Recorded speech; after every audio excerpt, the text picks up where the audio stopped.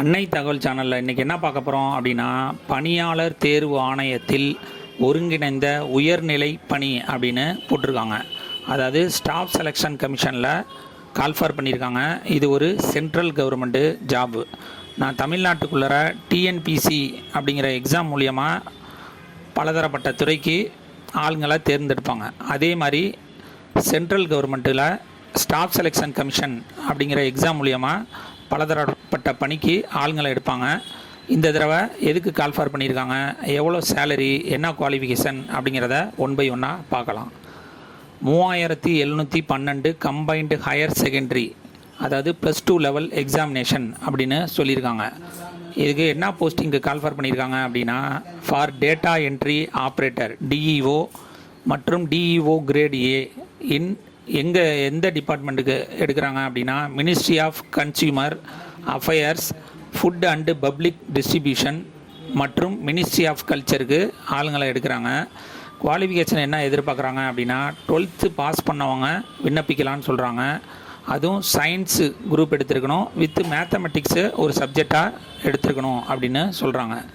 Second posting for LDC JSA அல்லது DEO great ஏக்கு call for பண்ணியிருக்காங்க. இதுக்கு கேண்டிடேட் 12வது முடித்தவங்க இதுக்கு விண்ணப்பிக்கலாம் அப்படின்னு சொல்கிறாங்க. அப்படி இல்லை அப்படின்னா equivalent examination from a recognised board or university. சில பேர் 10th முடிச்சுட்டு ஐடிஐ முடிச்சிருப்பாங்க, இல்லைனா 10th முடிச்சுட்டு டிப்ளமோ முடிச்சிருப்பாங்க, அவங்களும் இதுக்கு விண்ணப்பிக்கலாம். வயது வரம்பு என்ன சொல்லியிருக்காங்க அப்படின்னா, 1/8/2024 அப்போ 18லேருந்து 27 வயசுக்குள்ளே இருக்கிறவங்க இதுக்கு விண்ணப்பிக்கலாம் அப்படின்னு சொல்லியிருக்காங்க.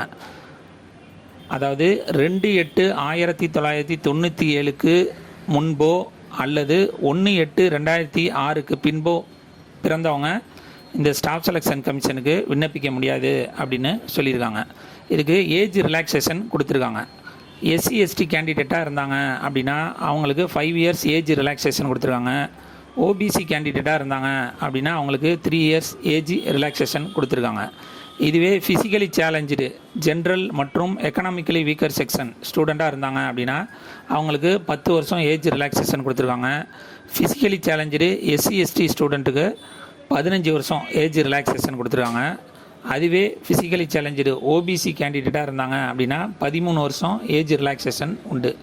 சேலரி டீட்டெயில்ஸ் என்ன கொடுத்துருக்காங்க அப்படின்னா, lower division clerk LDC junior secretariat assistant JSA பே லெவல் 2 அப்படின்னு போட்டிருக்காங்க. அதாவது 19,900லேருந்து 63,200 வரலும் கொடுக்குறோம் அப்படின்னு சொல்லியிருக்காங்க.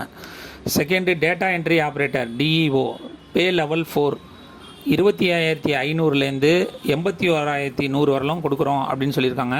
மற்றும் லெவல் 5க்கு வந்துட்டு 29,200லேருந்து 92,300 வரலும் கொடுக்குறோம் அப்படின்னு சொல்லியிருக்காங்க.